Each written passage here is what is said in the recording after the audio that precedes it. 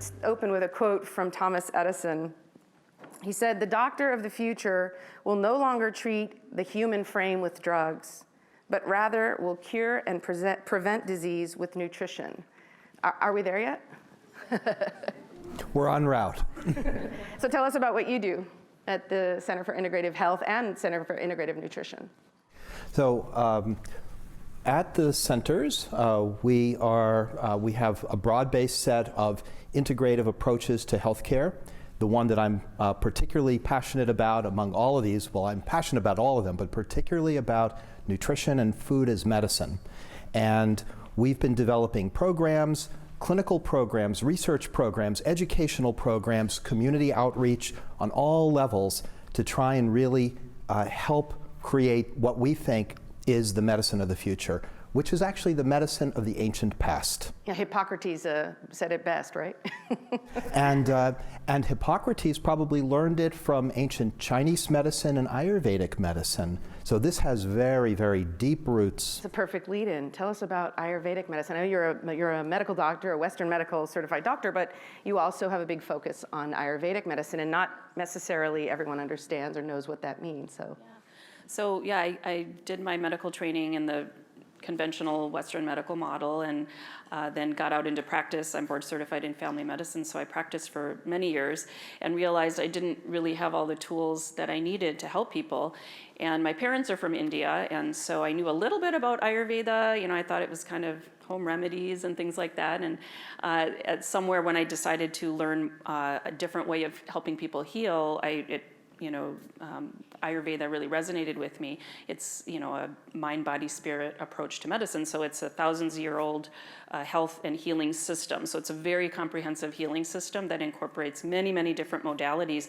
But really the foundation in Ayurveda is that food is your medicine and digesting your food. And so, there are lots of quotes and different sayings in Ayurveda about how important it is to eat properly and have good digestion. And that's the core of your health. And then everything else is complementary. But it's a really rich medical healing system that's really based on prevention as well as the root. And then there are lots of treatments for health conditions when they happen, but the principles are based on prevention and empowering people to be their own healers. That's the thing I think that interested me when you and I first chatted, is that Western medicine often deals with the symptoms of the problem. You're treating the symptoms, whereas Ayurveda would say that's number 6, and we go back and start at step 1. And I think that's really fascinating, thinking about prevention, or perhaps if you're on a certain trajectory, it doesn't mean that you're predestined to end up there. You can take steps and in your diet and your activity and eliminating toxins and so on to change that. And I think that's really fascinating. Now tell us a little bit about what you do at the Gerson Institute. Okay, at the Gerson Institute, we're a local nonprofit, and we have another anniversary we're actually celebrating. We're 40 years old this year.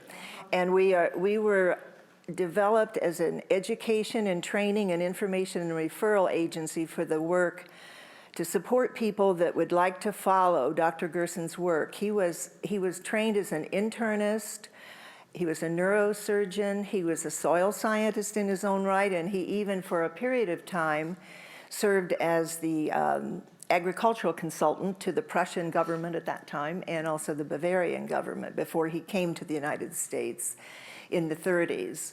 And he originally developed the Gerson therapy to treat his own migraine headaches. And he did that through a diet elimination program.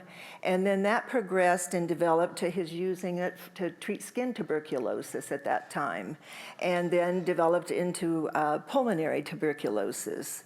And soon after that, he was asked to also try it for cancer, which he refused at first because he said, I know nothing about that, and this is so. But he was starting to realize that he had a systemic program here. He came from the attitude and the concept of totality. So he looked at everything. He looked at the air quality issues, the water issues. Besides the nutrition, it had to be fresh, organic.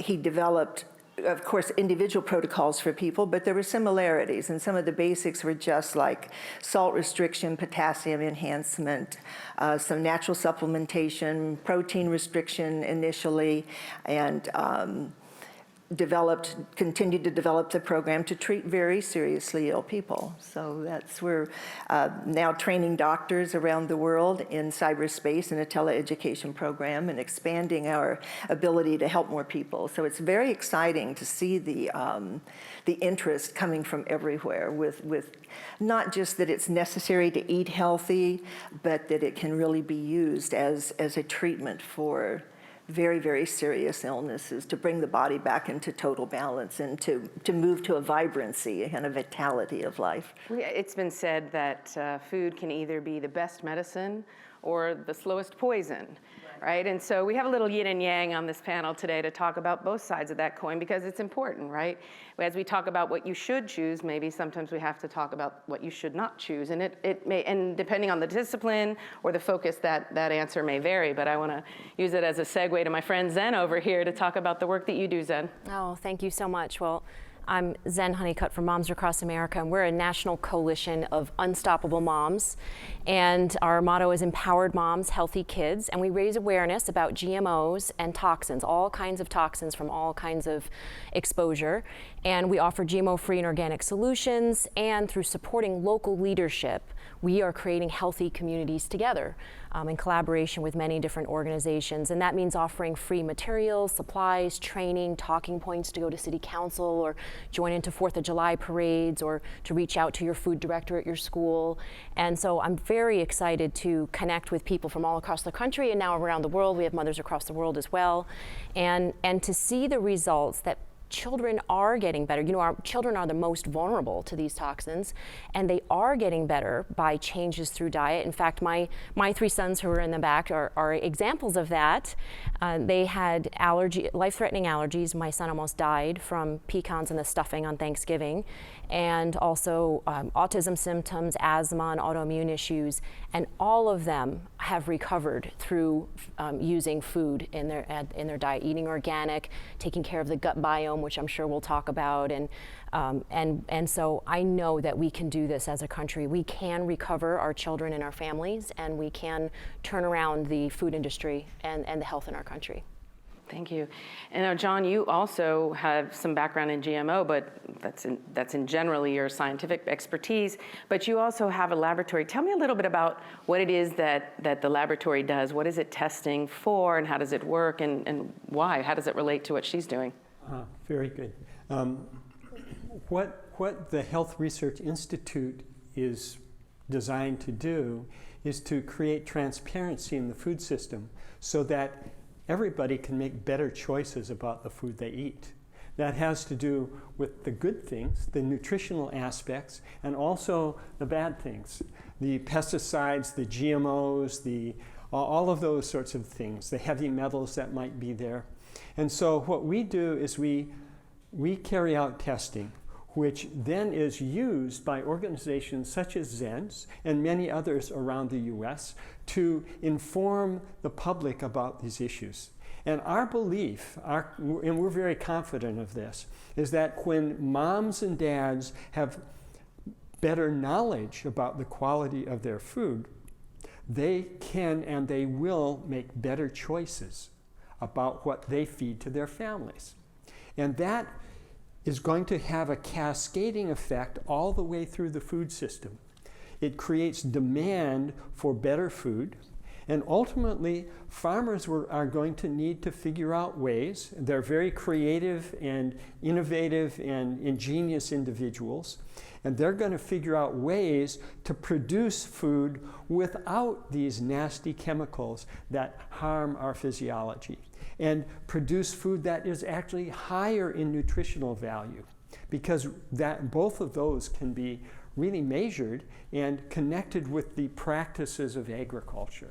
So that's what we're working on: healthy soil, healthy food, healthy people. So we're dealing both with the soil microbiome, the gut microbiome, and sort of all of the effects that can have positive and or negative in terms of overall health. Now, since we're in the dirt, maybe we ought to go to the farmer on the panel. Tell us a little bit about how you got into farming from your last career. So my name is Stephanie Norton. I'm the founding farmer of Dickinson Farm. This is nothing that my husband and I ever expected to do, nowhere we expected to be. if I follow my original life plan right now, I would be finishing up in Kuwait and heading back. So I went to a deployment just prior in our pre-deployment workups. I was on St. Clemente Island and I got bit by a tick. Military medical system is amazing if you've been shot or have a broken leg, but anything else they really don't know how to deal with. So the medical system looked at me and said, well, you have a plane to catch and we have a deployment to go on.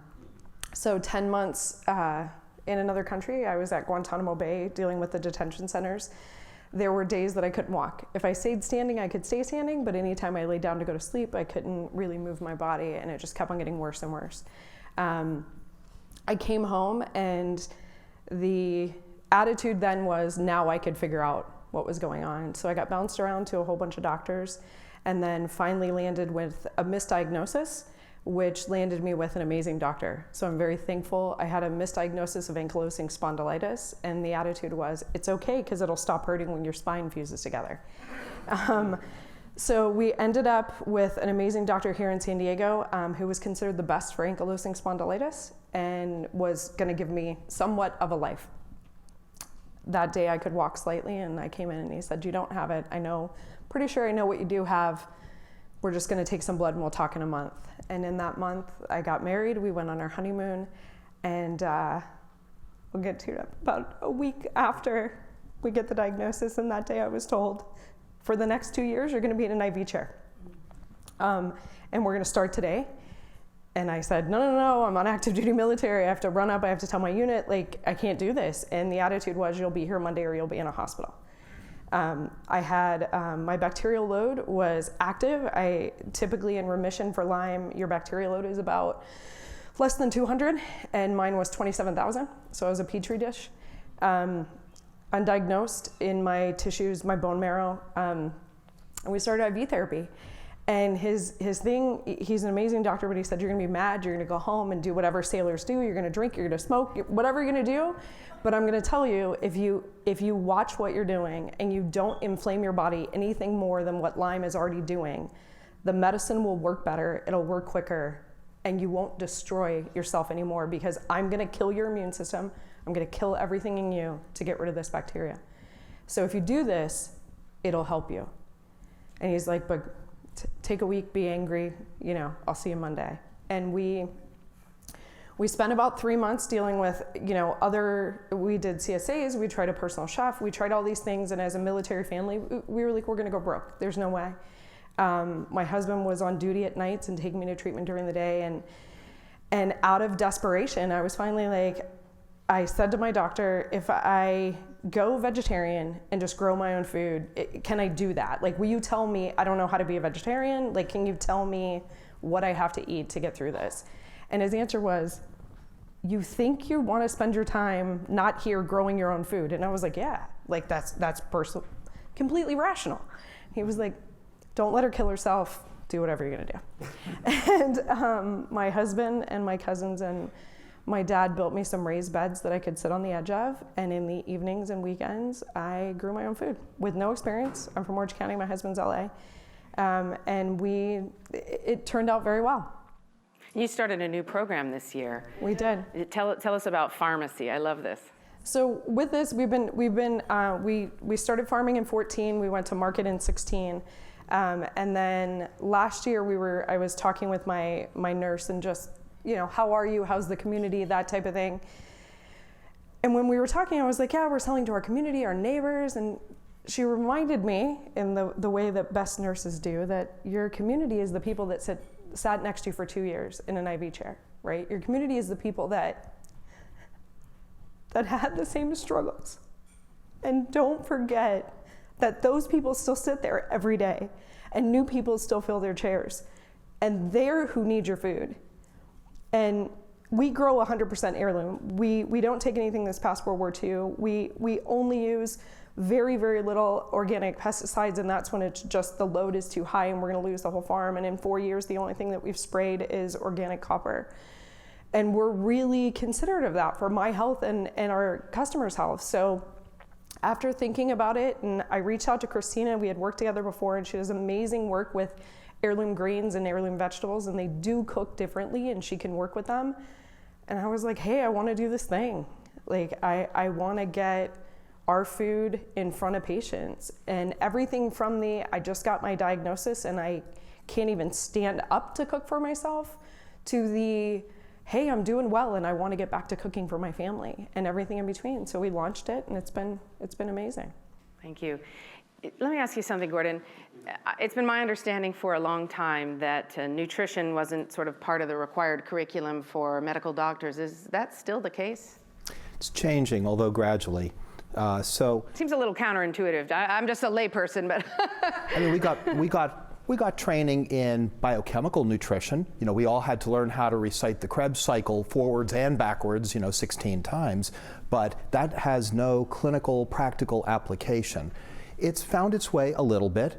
They're teaching maybe a little more about the epidemiology, the nutritional epidemiology of heart disease, diabetes, some of the chronic diseases. But so how food relates to those specific conditions. Yes. Don't eat this, eat that. And in some quarters, it's just lip service. In others, there is an effort to try and ingrain it into what people do in practice. How does that differ from what you do? We are fully focused on using food either as an adjunct or as the sole therapy for any patient, for any health condition that comes in the door. You have something that I've seen, a pyramid of what's called, or what you call, the therapeutic order. Sort of, if most of us who've been to the doctor had a condition, we know that typically we're told to take this medicine and or potentially have this invasive procedure. That's not where you start. Where do you start? So years ago, when my dad was sick, when he had developed cancer, and trying to find a way to help him, and his doctors at Johns Hopkins told my family that he would likely die in less than a year, I realized Western medicine didn't have the answer. And I just started searching, reading on the old microfilm machines in the bowels of Johns Hopkins Medical Library, and I came across... They still have those, they do, don't they? I'm dating myself here. Me too, it's okay. And my eyes bugged out when I read the story of a physician who had healed himself of advanced prostate cancer through a major change in his diet. And he was as skeptical as anybody, but he had this experience. And I found out about him, met a community of folks who were doing similar things. Part of me thought that, this is some kind of a strange cult that I'm slipping into, people who claim to be able to use food to treat all these diseases. And yet, when I started to change my own diet to have support from my dad, I realized, wow, I'm feeling better than ever in my life. And I then learned that all of the chronic health conditions that we're facing, the epidemic diseases as well as the chronic ones like heart disease, diabetes, and cancer, all have strong nutritional links, strong dietary factors. It seems that food is somehow involved with the top 2 to 3, killers that we know of, diseases. How's that differ, or is that similar to your work? Yeah, absolutely. Again, it starts with the digestion and the food. What about digestion? Because that's a specific focus in Ayurveda. Tell us about that. Yeah, it's very interesting because, although food is, the most important factor, and in fact, I think I had sent you that quote, there's an ancient proverb, and this is thousands of years old, that when the diet is wrong, then medicine is of no use. And when diet is correct, then medicine is of no need. So there is this philosophy that, you have to eat properly. However, and we see this quite a bit, there are a lot of people who are eating what's considered the right foods. And in Ayurveda, we all have different mind-body types. So I think that's where people struggle a bit. And where no Ayurveda, one size fits all. Exactly, yeah. And you really have to look at everyone as an individual. The food, should be organic and non-GMO and from nature and all of those things. And then how you prepare it is very important as to how you're going to digest Whether it's raw or cooked? Raw or cooked, and also there's this principle of the 6 tastes in Ayurveda where, in Western medicine it's very reductionist. We look at this one food and we say, oh, that's carbohydrate, that's bad.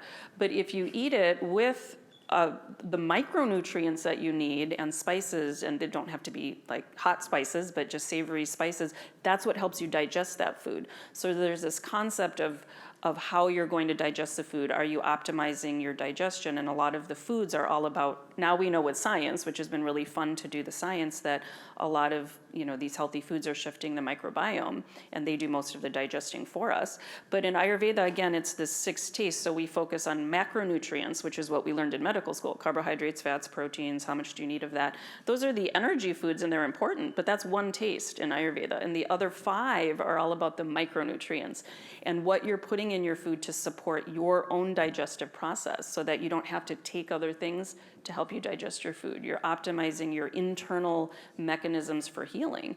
And so when you combine a little bit of sour and a little bit of salt and the pungent and then the bitter and astringent, those are all the micronutrients, then your body will heal itself. This is all to improve digestion.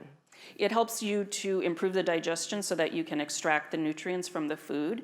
And also there's this concept of synergy even in food science now, where when 1 + 1 doesn't just equal 2, 1 + 1 can equal 10 if you're combining foods in the right way. There's this concept of food synergy. So I think that's what these, and a lot of other traditional healing systems recognize when a lot of ethnic cooking naturally has a lot of these flavors all mixed together.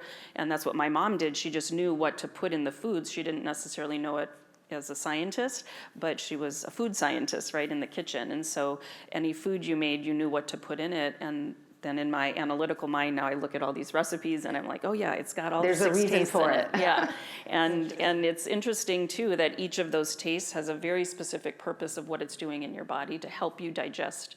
Because again, otherwise you can eat healthy food and still not digest it, absorb it, use the micronutrients the way they're meant to be used. And so it can be very complicated. It's a very sophisticated sort of science, but honestly, it's the easiest way I ever found to figure out how to eat. And so, and it's fun,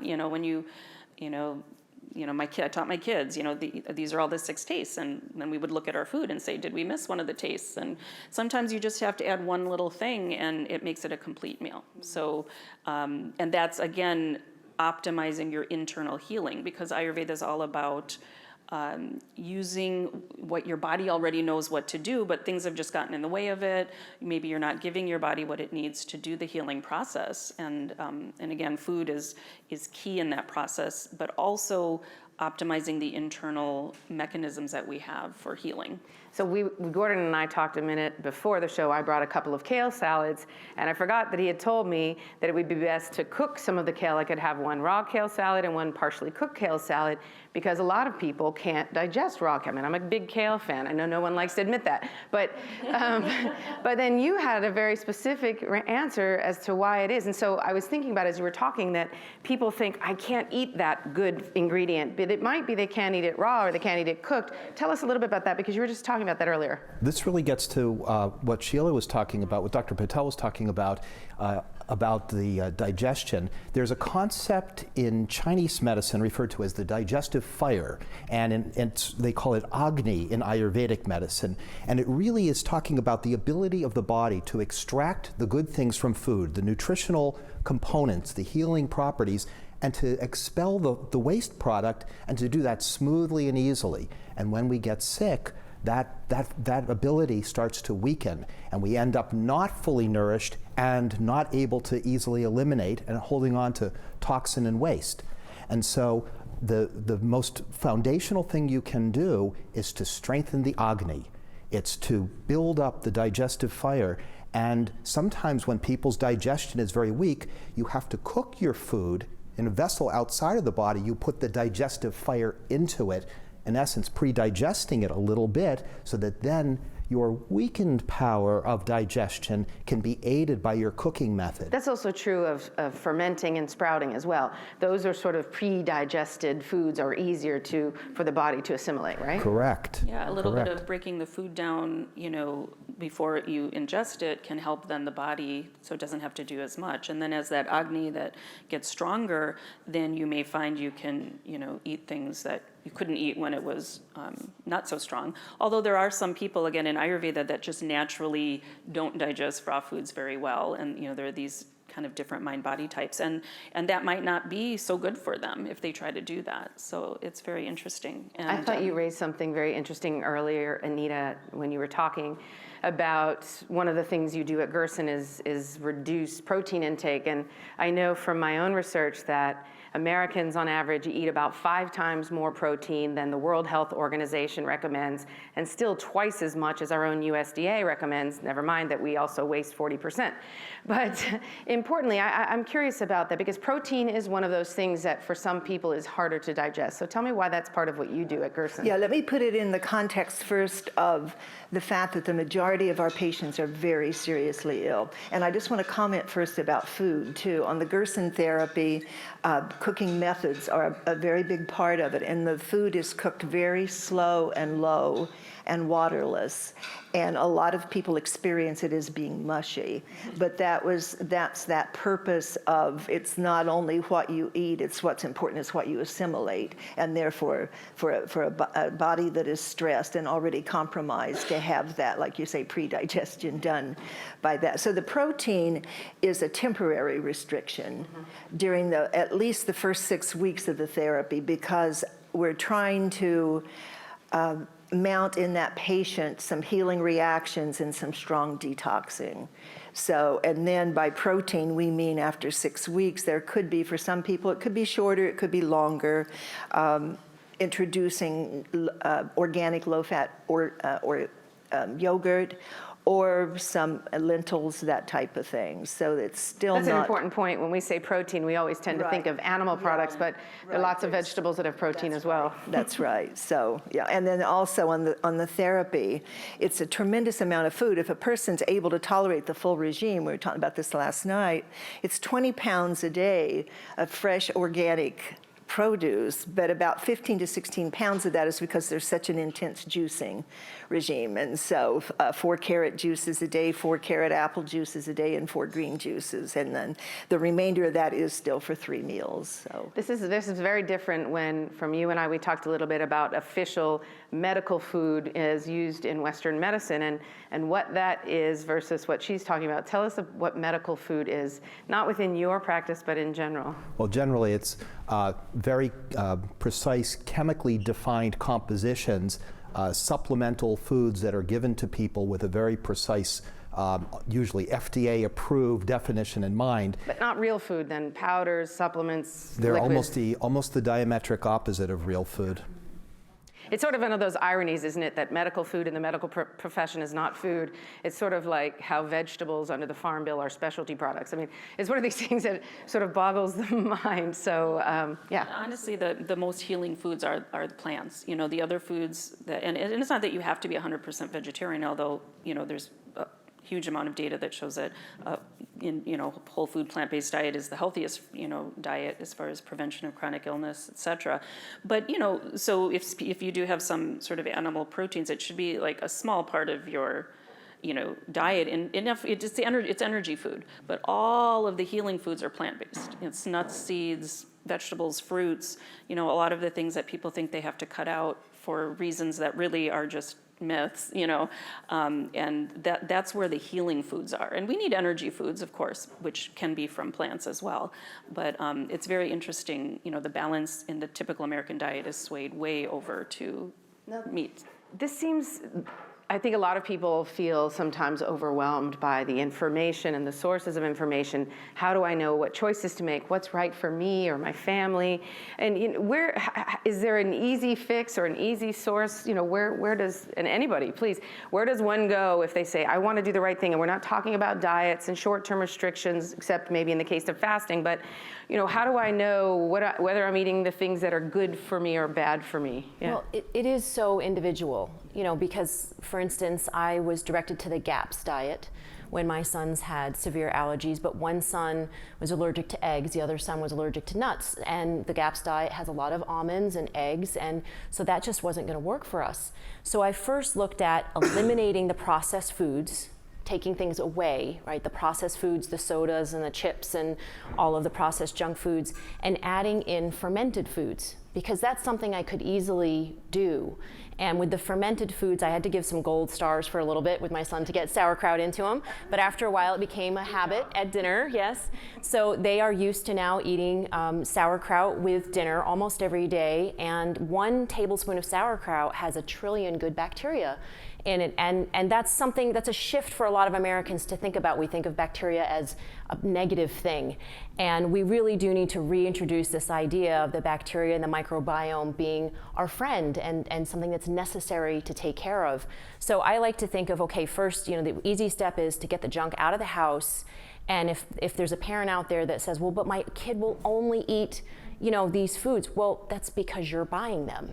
We are in charge of what we buy. We are in charge of what's in our house. We can put healthy food in our house. We can experiment with, if you can make healthy chicken nuggets, if it's organic, free range, pasture raised, all that. And you can also substitute with other types of foods. So I like to start with replacing their favorite foods with something that's healthy and adding in the fermented foods to help the gut. Right, and you can also add them in small doses to a meal or a dish they're already used to. And you can sneak them in a sandwich. You can do all kinds of things that are fermented. You have sneaky tips on your site. Oh yes, kefir cheese and yogurt, organic yogurt, things like that they do like, that they will have. You can sneak some good fermented food in there.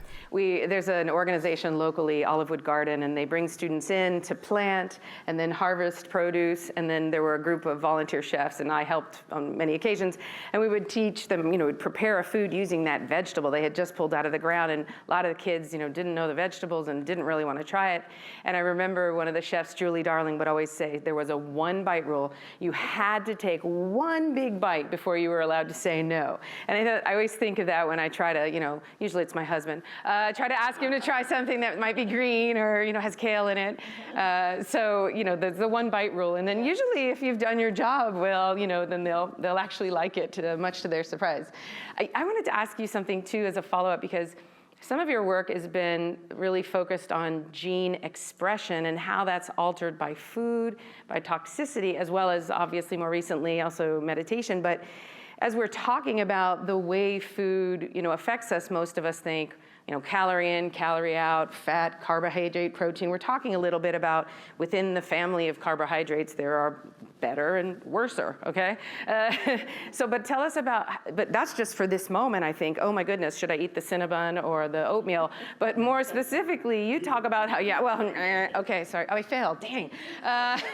No, but you talk about how it's not just affecting you at this moment, but in fact, how genes express themselves, and this creates a trajectory. And explain that a little bit for people like myself who are not science people. So think about food as being not just those macronutrients, the protein, the carbohydrates, the fats. Think of them as intelligence, as information that influences your physiology. And so food has that energy and protein building value to it, but it also has this ability to give your physiology signals, move the physiology's functioning in a better direction. And that's really what happens with gene expression, is that you're altering things so that, and those gene expression effects, the effects on the way that our genes are being expressed, can happen in seconds and then go away in the next few seconds. If you eat that Cinnabon, there are enzymes, there are genes in your liver that will be turned on immediately. You will produce enzymes that will allow you to deal with that Cinnabon, okay? For better or for worse. No. And it will have to do with accumulation of glycogen and fat and all that sort of stuff. But so it's not just affecting you at that moment, though. Right. You're creating a future path, yeah? Right. That's the point that comes next, is that when you are eating a certain kind of diet, it affects your functioning, your gene functioning longer term. Has anybody heard the term epigenetics? Epigenetics. What happens with epigenetics is that when there's a certain impact on your physiology, the effect of that can actually change the way that your genes are chemically functioning. It doesn't change the sequence of the genetic alphabet, but it changes the actual ability of that DNA to be turned on or expressed or not. And this effect can be long-term. In fact, these effects can be inherited, so that if there's an epigenetic change that occurs as a result of your diet, that can influence your son or your daughter's diet. And when they continue, it can go on to their children. So these effects can be long-term. And of course, they sort of, you might, if you don't continue the, what would you say, the stimulus that's giving rise to it, then it falls off in a few generations. But this is something that strongly affects the physiology long-term. And there's now evidence that this occurs with the pesticides that you eat. Anybody heard of atrazine? Atrazine is one of the most commonly used herbicides. It's used in corn, it's used in many crops. There's now research that's been done showing that the effects of atrazine on, this was done in mice, if you feed a mouse atrazine in their diet, and then you look at, you will see changes in their genome, okay? You look at and behavioral changes. You look at the next generation, those will be there. And you look at the third generation and they'll be there. So this happens both from the good things in our diet and from the bad things. Well, this is a little heavy, and you know, Sorry. so no, but it's important because we're looking at our history of our own choices in life, our families, and looking back perhaps. But what's really great about food as medicine is that the choice to change that trajectory can happen as soon as the next meal, right? So that's a beautiful thing, and so that's what you really focus on, right? How, and you as well, like how to flip from and avoid some of the toxins, both in the food, on the food, or in the environment generally, and or how to counteract that by limiting those toxins and choosing food for health. And there's studies that show that within 1 week, 90% of the pesticides were reduced in a family in Sweden that went organic, and within 2 weeks, 100% were out of their system and out of their body. So it can be done very quickly. Now that's very encouraging, I think. That's the beauty of it. Maybe you don't know exactly which foods are right for your dosha, for your body type, and you might want to do some research online or go see a professional. But what you do know is if you can avoid the bad and shoot for the good, then you're on the right direction. What you were just describing, Zen, what that says to me is that we have a profound ability to change our health, and that probably the singularly most important thing is not even worrying so much about pesticides or contaminants, but just simply choosing healthy food, because it will be restorative, not quite overnight, but almost so. Within a week, 2 weeks, we see changes in the pattern of the gut microbiome in a matter of days. And we can influence this. They did eat organic, though. They were purposely avoiding pesticides. That Sure. family, yes. Sure. Oh, I'm not advocating that people continue eating even plant foods that are contaminated. Okay, great. But the thing is that just simply stopping that and replacing it with healing foods that help to bind and take toxins out of the body and replace them with really good things can have a profound, almost overnight effect. And with regard to the gut microbiome, we talk a lot about the fermented foods, and I'm a big fan of them, but the singularly most important thing we can do, again, is a whole food plant-based diet that provides the fiber and the resistant starch that nourishes the microbes that are already there. It feeds the good guys, and it doesn't feed, it actually sort of starves, although I don't want to use the negative term, but it doesn't feed the opportunistic ones that overgrow and cause so many problems. So just simply, the singularly most important thing is change your diet in this healthy way, and the effects are profound. That certainly was your experience. This made me think, as we're talking here, this is your life. This is what you did and what happened to you. It's interesting because I think a lot of us want to eat healthy. We hear all these things. We hear GMO, non-GMO. We hear organic better than organic. If you're in the farming community, some people tell you that organic has lost its real meaning. All these different kind of labels that get slapped on everything. We heard them all before we started doing this. We shopped organically. When you're in Guantanamo Bay, you shop with whatever is there. So it's a little different, but when we even started growing, farmer's market. Yeah. We just got our seeds from the local seed store. I mean, didn't really pay attention to how they were grown and where they came from and whether or not they were manually hybridized or any of that. And we were growing, and I was having responses to corn. which I'm a California kid. I mean, 3 World Tacos are like a part of every college year. And I was having this like severe reaction to corn. I would have a mini seizure. My face would tick. And we're talking very quickly. And then the next handful of days, all my joints would be really sore. I'd have trouble walking again. And it took us a while to figure it out. And finally I did just a sensitivity test, not necessarily an allergy test. And it was showing up as like number 1, then those corn and plums. And my thought process was, you can't not eat corn in the United States. It's in everything. It's in your medicine, it's in makeup, it's literally everywhere.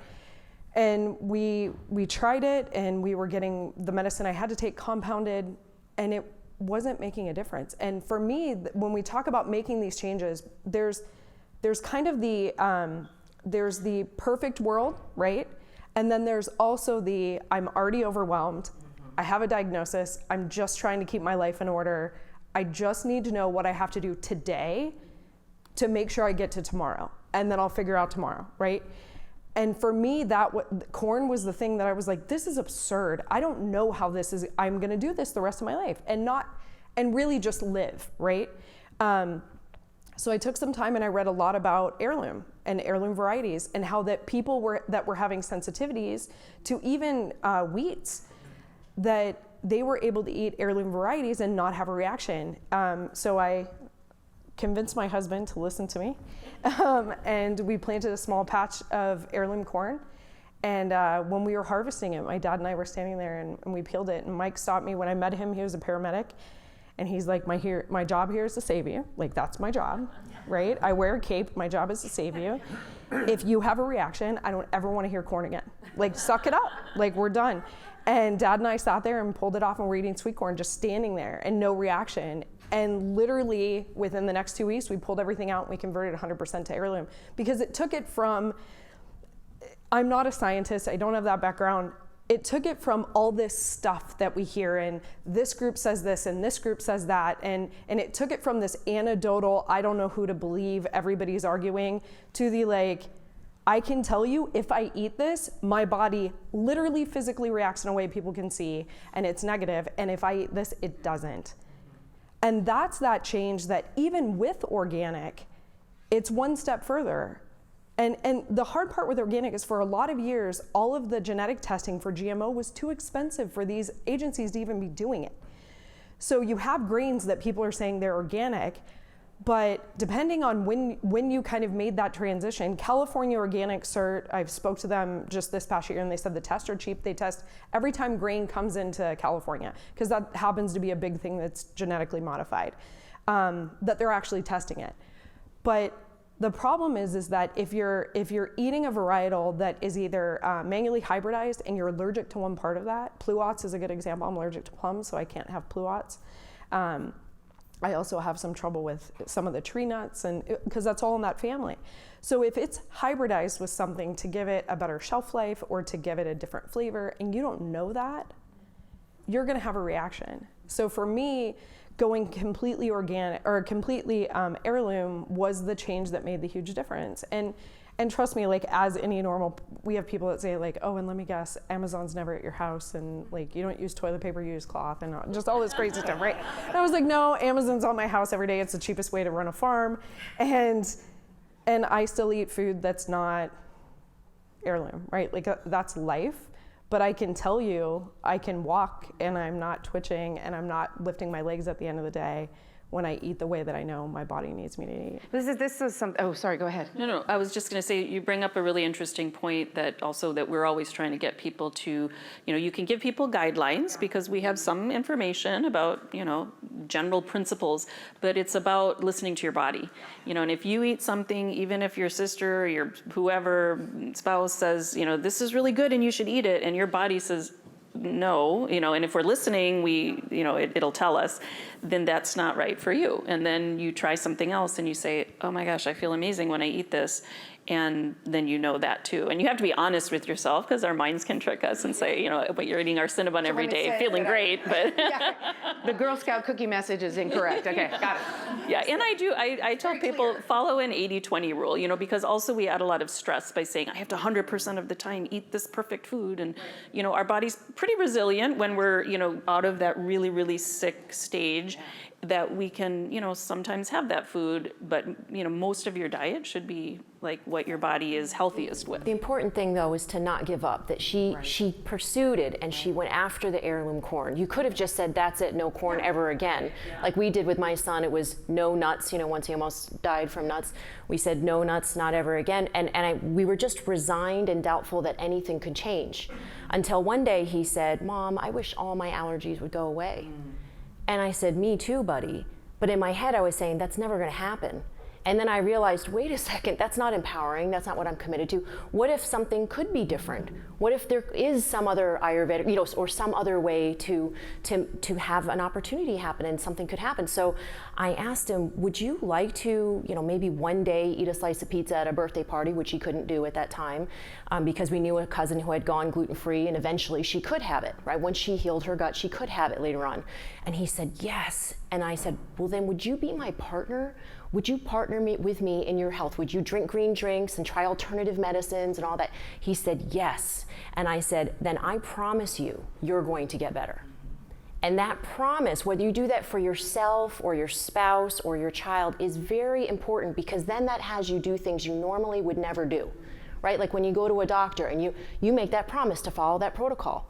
You step up and you do things that you normally never would do. So the important thing is to not give up and to keep trying new things and to promise somebody else that you're going to do this. Well, and the easy answer is not always, what we tend to do is say, I can't eat wheat or I can't eat avocados. But let's remember, what kind is being grown? And is it a very hybridized, modernized version, or is it a heritage or heirloom variety? Sometimes they call them biblical, right?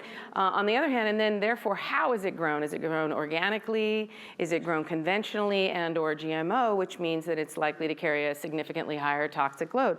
And of course, then again, on top of that, it depends on which kind of, vegetable you're talking about. I don't know if you guys are familiar, but Environmental Working Group puts out something called the Dirty Dozen, and they say, look, not everybody's perfect. None of us buys 100% organic all the time, or most of us don't.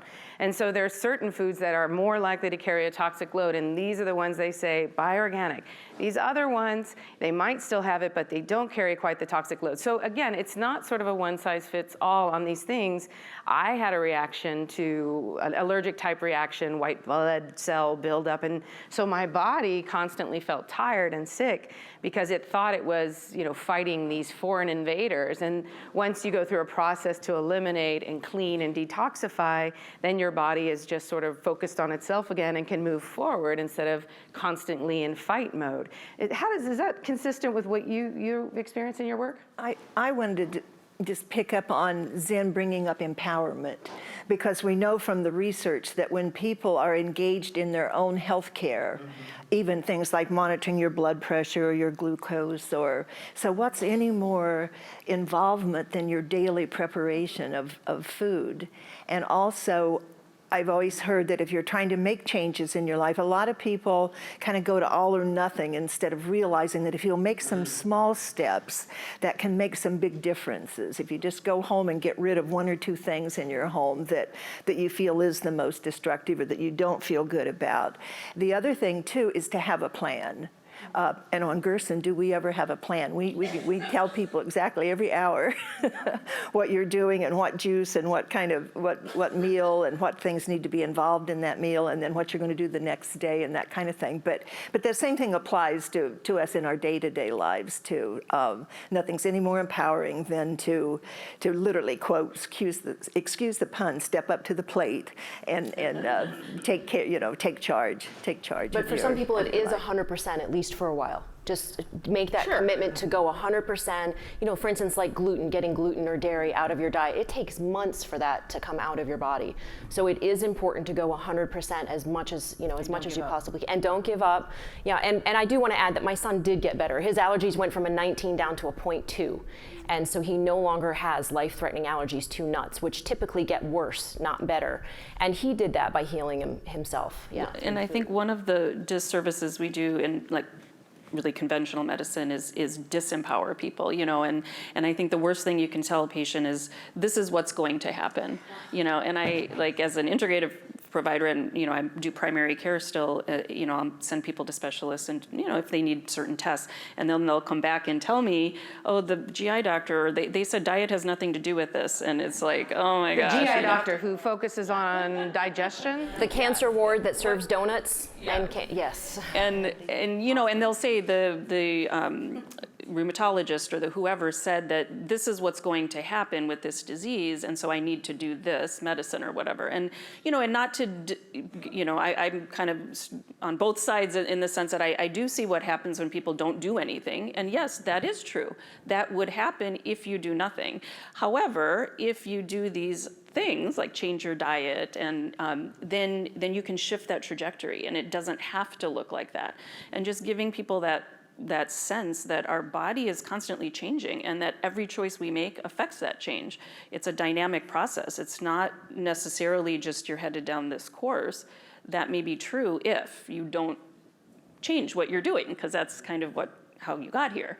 And so I think just giving people that little sense of, you know, empowerment and a different perspective that this is really a dynamic process going on right now. Like we were talking about, the microbiome can shift in a couple of days. One bite of food you take can shift your gene expression. And then you start to realize, like, wow, I can really affect what's happening. I think that Super sometimes powerful. that empowerment is also daunting, because then it means that I have a responsibility as well. And, you know, I think these things are sometimes in turmoil. Obviously, no one here is saying that, you know, anything and everything can be 100% cured with diet. On the other hand, can you alter the trajectory that one says that you are on dramatically? I think the answer is clearly yes. You look like you want to jump in. Yeah, there's really a continuum of possibilities. There are some things where diet, some diseases where diet probably will have a marginal, if little, effect. It might help your health in other ways, but not necessarily address the disease. On the other hand, there are some diseases on the other end that are diet-driven, and some of the most common and important ones are very much on that end of the continuum. The top 2 or 3, right? Yes. So you were asking before about the concept that I was going to mention about the therapeutic order. Oh, sure, your pyramid. Yes, Okay. and Yeah. this is... No, this is good, because most of us are used to the sort of Western paradigm, which is, you know, what drug do I get, or what procedure do I need, and let me keep eating my honey bun or Cinnabon. But no. so how is yours is very different. You're very different. Well, years ago when I studied some of the more ancient healing systems, Chinese medicine, Ayurvedic, it was intuitive to me that you started with food and lifestyle, and you create the conditions for health with these. And then only when those aren't sufficient do you then go up sort of the ladder or the pyramid toward increasingly invasive kinds of things. If you're in a car accident, you go straight to the trauma center. You don't waste your time with, you know, diet and herbs and all that. But Write that down, folks. if you're unconscious, that's not the time to do psychotherapy. Well, actually, a calming influence is always a good thing. And healthy food, when a person recovers, is the first thing after the crisis has been resolved. So we have to use really good judgment. But in naturopathic medicine, they came up with this concept called the therapeutic order. And it really holds that diet and lifestyle is the foundation. Most things, before we ever even medicalize them and give them a label and scare people with all this workup and evaluation, they'll simply resolve if we change the health conditions through diet and lifestyle. And then if that's not sufficient, we use targeted natural therapeutics, herbs, acupuncture, allopathic medicine when that's not sufficient. And then, of course... What's allopathic medicine? allopathic is Western medicine, the way the common understanding of disease or symptom focused, and pharmaceutically or surgically based interventions at the forefront. Well, I think this is really important. We've been talking a lot about how we might use food to deal with a particular problem. But again, if we go back to sort of body fundamentals and immune system and gut as the origin of the good or the bad, maybe what we're doing is we're creating a lean, mean fighting machine so that when the incoming comes, we're better able to ward it off. Is that true? It sounds really good, Star Wars-y like, but I like it. That's so, right? Children used to play outside barefooted on the earth. They weren't slathered with antibacterial soap. As a kid, I ate dirt. I tasted everything on the farm. My mother would wait. She'd see me coming down the lane, and she'd wait with a garden hose to hose me down so that I could go in the house because I would step on anything. I tried to drink water out of the dog's bowl. Those kinds of exposure to just what we're talking about. So, and as we know now, it's as in the soil, so in the gut. And so she was very wise in a lot of ways to have given me that freedom. So your immune system is stronger because of that. I have a very sturdy immune system. Yes, yeah. Charlotte Gerson tells me that if she had done to her body what I did, that she'd been gone a long time ago, and she's 96 years old, but she's lived very clean, eaten very clean. And if there is a crisis, by living this way, we've created resilience within ourselves that will help us enormously during that crisis. That's what I wanted to hear a little bit more about, because I think that's, we're not just talking about, again, if we think about disease or symptom focus, now we're backtracking to young, healthy people. How do we keep them that way and strong? And how does it do that, and why does that matter? Well, we really need to start with how we educate our children. Start with what we are feeding our kids. Maybe that's the singularly most important thing or place to focus if we want to build a healthy population, healthy society. So they have healthy habits of their own. And so that for them, they know what a vegetable is, they know where it grows, and then that helps them develop their intuition about how to heal themselves or what they need to do.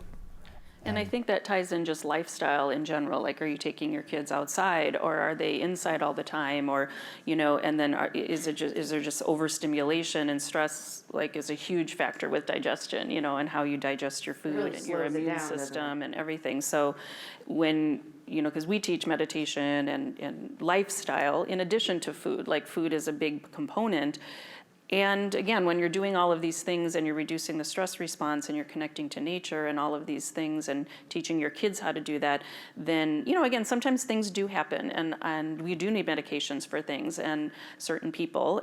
But your body is going to be able to use anything you give it in a much better way when the foundations are there. It's important to trust your children too, that they can do much more than a lot of us think that they can do. For instance, my middle son had autism symptoms when he was about 8.5, a sudden onset of autism symptoms, hitting and yelling, and grades dropped, from A's down to D's.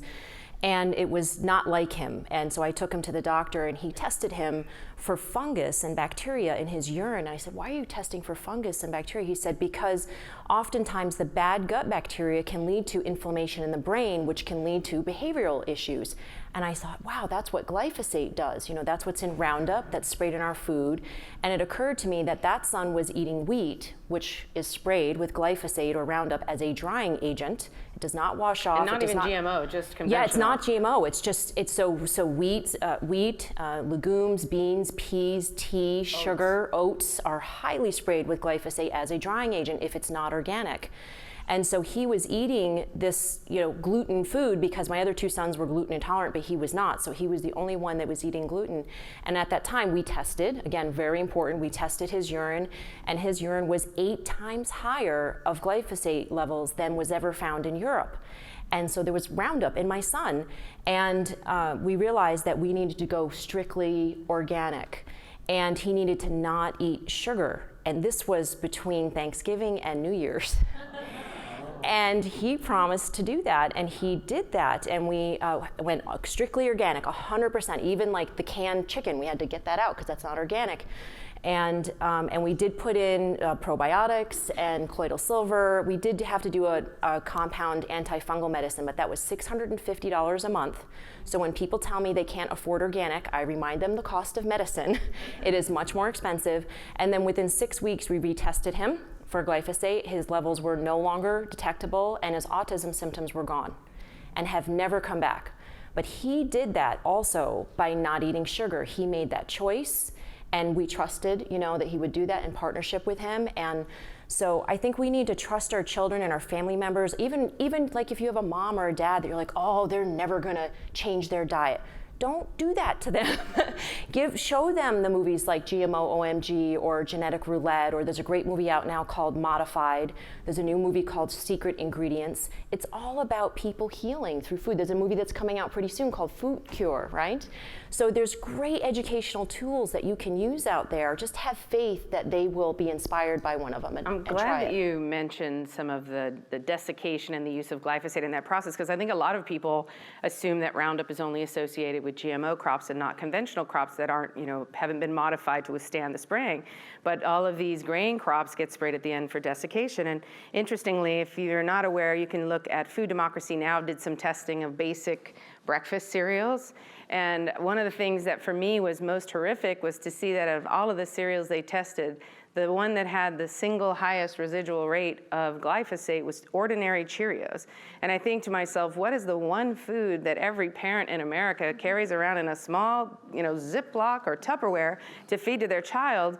It's Cheerios, and that has a really high toxic load. And so there are some foods, and that's one of them that, you really may want to pay attention to eating organic if you want to reduce that toxic load and how it might affect you. And it's very important also that vegan and vegetarians understand that hummus and chickpeas, garbanzo beans had the highest levels along with wheat.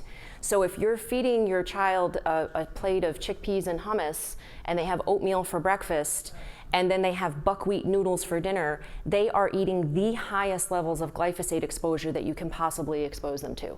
So unless you buy organic. Unless you buy organic. So it's very important to not just be vegan and vegetarian if that's what you're doing, but to also purchase organic food in order to avoid glyphosate. I think it's also important to not put the focus just on glyphosate. I'm not saying it's a healthy thing at all, but the same kinds of dietary changes that will reduce glyphosate also change the food in many other ways. When you're eating refined products, they have 1,000 things, including glyphosate perhaps, but also many other negative attributes. And so we can't just pin it on the glyphosate and say that's the evil thing, because we're like the 7 blind men with the elephant and saying it's just the trunk or it's just the tail. We really need to think about, and not even focusing on villainizing things, but on focusing in a positive way on what we want to move toward. And I come back again, like a broken record, to a whole food plant-based diet, not a refined diet, but one that has intact kernel whole grains, not villainizing them because, they may contain gluten or they may contain, glyphosate or whatever, but because they are rich in healing properties that nourish the microbiome from underneath, create that balance, create good gut-brain connections, activate genes in the brain, change the expression in the brain that code for neurotransmitters that make us happy, reduce our stress, reduce our anxiety. So changing the dietary pattern in this way, I think is really I want people to focus in a positive way on what they can do to help themselves and not just stay on the edges of the grocery store. Yes. Can I just touch on? I agree with you. That's really, it's the foundation. But in this day and age, we need to look to these indicators of impurity in our food. And we look at glyphosate as being an indicator of other things. In meat products, there are also indicators, a few things that you can measure easily that are indicators that you don't want to eat that chicken. You want to eat another one. And it's critical that people be given the ability to make those choices. And Zen talks about glyphosate because that's been an indicator that's made a big difference for her family. But we need to go deeper than that. And we need, in a way, what we're finding in our work, because we've tested hundreds of products at this point. And what we find is that the difference between conventional and organic is striking. And so by making the choice of going organic or growing your own, and especially even going to the, the ancient varieties, making that choice, however you can personally make it, has a huge effect. And so we can then, from that foundation, begin to make good choices about what we eat in there. It's very important to avoid these things. I hear and I agree with what you're saying, John. My concern is that if we focus just on the negative thing, like, ooh, stay away from that in a kind of phobic way, and we don't put equal or greater emphasis on moving toward healing foods and thinking about the richness and focusing on the diversity of taste and the balance of the foods and understanding how the healing properties within us, we're going to compromise our ability for self-healing. So yes, you definitely want to understand the toxic load of foods, and I'm not advocating them in the least. If anything, that's one of the first things I warn people against.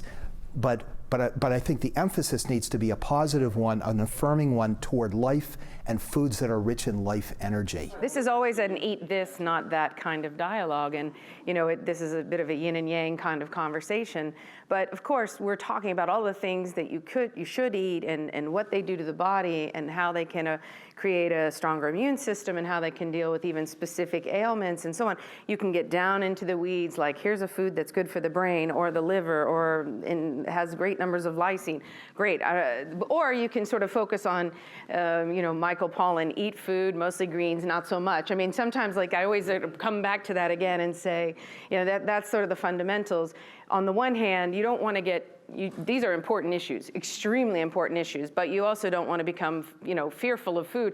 I had someone come over the other day and said, I don't want to eat your romaine lettuce out of your garden. I hear it has E. coli. And I said, well, not this one, I hope, but I mean, but that's an important point because, we can all focus and agree on, eat real food, not processed food.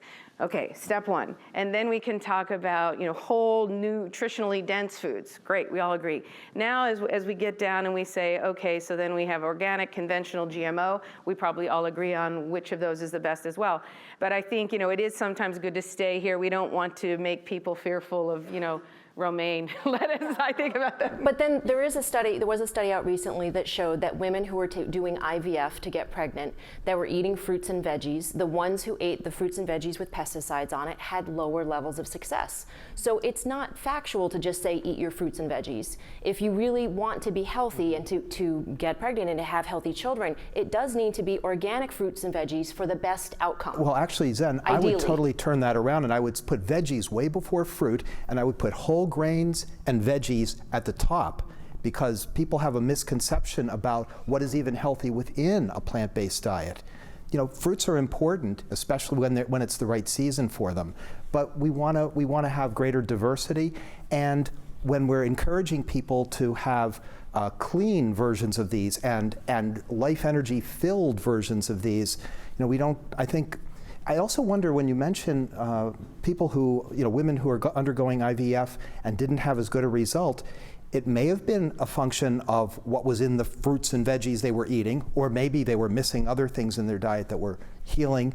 It may have also been that their awareness of that was a reflection of other, or lack of awareness of that was a reflection of other things. Were they more likely to be smoking, to be, drinking alcohol, to not exercise? So I think we have to be careful to say, oh, it was their non-organic fruits and veggies that was the cause, when it was part of a larger pattern. Well, but when we know that there's pesticides that cause endocrine disruption and impact, fertility, of course. we know that now. So especially with glyphosate, so it's just not factual. I'm just saying to tell people to eat whole fruits and vegetables without addressing the issue of pesticides that can. I mean, we have 1,000 endocrine disruptors in the United States. Sweden allows 3. These endocrine disruptors impact fertility, sterility. We have, a sperm quality level of men now is 50% 90% of what their grandfathers were. We have an issue in the United States, and it is primarily stemming from, I believe, and many doctors believe now, the toxic burden. And that toxic burden is primarily introduced through our population through the food and the water. And that's coming from GMO chemical farming. And other sources. I mean, there's others too, but that's a primary The point one. is, I think the point that he's making, and you guys actually are agreeing, but it's just that as a legal matter, you can't point to a single cause in most instances because our toxic load comes from a variety of sources. Those are two big ones. But there are others, and it's one of the reasons why in the law it's often hard to prove these kinds of cases. As a scientific matter, as an epidemiologist, I know that we have to be careful when we assert this is the cause, that's the effect, when there are multiple potential causes that are associated with one another that go together, and so we really don't know. I'm not at all arguing for GMOs or for toxins in food, quite the contrary, but to say that's the cause, that's the effect, I get a little concerned, and I think we may weaken our argument or the force of what we're arguing for because people can find, the potential flaw in the reasoning and then dismiss everything else we're saying. So I want us to be really strong in our arguments and really grounded. And that's. Can I put out a unifying concept that we should be going for nutrient-dense foods that are lacking the toxins, that you put lowest those two toxic things load together, and then you're in good shape. And if you look at, and the key thing, it's easy to say, yes, foods that are infused with nutrients, and we want all of that, but for the mom or the dad, it's, well, where do I get those? How do I tell if this zucchini is better than that zucchini? No, let me finish. The key thing there is that we do have some indicators. There is quite a lot of research out there indicating that organic is more nutrient dense than conventional. And also that organic is lower in these toxins than conventional. And so it's pretty logical to use that as a big guide. It's not enough. It really isn't, and this is what you experience. Well, I just want to go back to what I said a minute ago about the Environmental Working Group study and what they have on their website, which is, look, I think we have to be honest. I think in a perfect world, we're eating organic 100% of the time, and some people are, but not everyone is, and maybe not everyone has access to that. So for the majority of people, it's certainly in some areas, let's talk about those things which we should most avoid, and that includes certain foods over other certain foods, but most importantly, it's processed foods. So let's go back to whole foods and talk about how whole foods, nutrient dense, is the way to sort of create this. I want to add another attribute though, and that's what's in season, what's growing in our own backyard. Because if we understand that we're eating with the seasons, because if we eat locally, we're going to be doing that more or less, and we understand that plants have life energy and intelligence, we also understand that that changes over the course of time, over the course of a year. The life energy of plants, where is it in the winter? It's down in the roots. The leaves have come off. The sap has gone down. The life energy is the chi of the plant, and the nutrients follow that. So if we in the winter are eating the more rooty kinds of things, the stored nuts and grains, and we cook them with fire to make them more digestible, and in the summer we're eating more leafy things and fruits at the right time, we're going to be naturally going where the nutrients are the most dense. So and I think Ayurveda really focuses on seasonal eating as well. What you eat in the summer versus the cold or the hot weather is very Absolutely, different. it can get very, very sophisticated in like even what the phases of the moon when you harvest the fruits and things like that, and it's That sounds like biodynamic now. yeah. I mean, I fully believe it. And again, just to speak to the whole conversation, like the thing I love about Ayurveda is that you're always going back to the basic principles, and the basic principles, and like when we do detoxes and cleanses, because we, even despite our best efforts, we are exposed. We live in a world that in Ayurveda, whatever's out there is in us as well. Like you were saying, your son, we all have these chemicals in us. And there have been studies where we could draw the blood of everyone in the room, and you're exposed to things you didn't even know were in you, because anything that's happening out there is our body. In Ayurveda, that is our extended body. And when you start talking about that, I think it brings a little bit of social consciousness and social awareness to supporting organic and supporting how we're treating the environment, maybe not necessarily for a selfish purpose, but kind of in a way, because that is our body. And so that's going to affect us. So, when we're cleansing, we say we're doing two things. We're taking out what isn't serving the body, and we're bringing in what it needs to heal. And so those are two really basic principles. And that's, again, speaking to all of this is we want to remove what's not serving us and what's creating disease and blocking our natural pathways. And we want to bring in nutrient-rich food that's natural. So we always go back to nature. So again, whether it's the cycles and the seasons, or whether it's producing food as naturally as you can, meaning not putting man-made things on there, these are the core principles. And if you can just have that in your awareness and just be aware every time you're choosing food, chances are you're going to be much more on that side of making the best choices for your health. I think as a culture we tend to be, and San Diego is great. We have a lot of farms here. More farms per capita than anyone anywhere in America, folks. You can go to a farmer's market. I think every day of the week except Monday is how last time I read it. I think Monday is the one that has the least. There's even a farmer's market here on campus, just down that grassy area. So we have that, but we're also culturally really disconnected from our food, right? We don't know our farmer. We think local means California. So if I'm gonna get carrots from Central California and that's local, but I can't get grapes from Baja because that's out of country and that's not local, we're disconnected. We're missing something major. When I have people ask me when we have figs ready and they say, how many days do I have to wait to eat these? And the first time I was asked, I was like, what are you talking about? You eat them whenever you want. And the answer was no, I always get them and they're hard and I have to wait till they get soft. And I'm like, oh, by the way, figs don't ripen off the tree. They're going rotten. Eat them. We're disconnected from that. It looks similar. So, yeah. Texture is kind of different, but we're disconnected from that part of it. And then there's also some information that's been out there that says millennial generation is the generation that has, it's something like less than 30% actually know how to cook. And there's no desire to. So it's not like they're refusing. It's just that there's no desire to. It's a different kind of generation, and they're not doing that.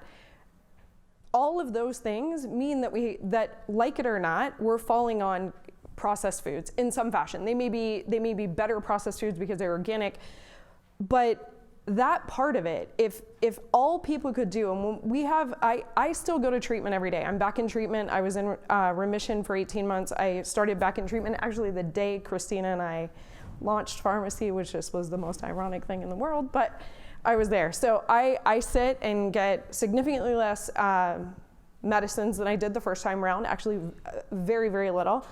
But that means every day since we launched it, I'm talking to the other patients and talking to people in a real world life scenario, right? How we all eat and how we want to eat is probably the best of the best. And then there's life. And their answer is, I don't know how to cook that. I don't know how to break down garlic. I don't know how to make yogurt. I don't know how to do all of these things. So if I could make that one change, right? So if I could get rid of the 12 items that I should never buy conventional and only buy organic, what are those? And so I agree with that. I agree that there's these baby steps that have to get there. And then you realize things like you eat a tomato that's from your local farmer and that's the best tomato that you'll ever have. The ugly one that's got appendages, Right. And to me, those are the instant gratifications, right? So you have somebody that goes, well, I get this and I'm used to getting that, or I always just get whatever yogurt and it says organic and it's okay. And then they start to kind of go more to those whole foods and they're like, oh, I can actually make yogurt, or I can make my own pasta sauce and get closer towards that. I think part of what's needed here is to draw on both sides of the brain. The scientific reductionist side is very important for, for making sure we're doing things carefully. But we also want to unleash the artist, our intuition. We want to get in tune with the natural rhythms of nature, because that's telling us where the nutrients are. It's not one juxtaposed against the other. It helps us to understand and to deepen our healing. Well, we're about out of time, and I just sort of want to close with a final thought. It's something my husband often says, there's a lot of information that's been imparted today from the sort of 30,000 view perspective and down into the weeds on the positive and on the potential negatives. And I guess he likes to say that you should never let the perfect be the enemy of the good enough. And we all have to make the steps and take the steps that we're ready and able to make at this point in our life, and hopefully heading toward perfection and on a right trajectory. But we all do the best we can. Listen, keep this conversation alive.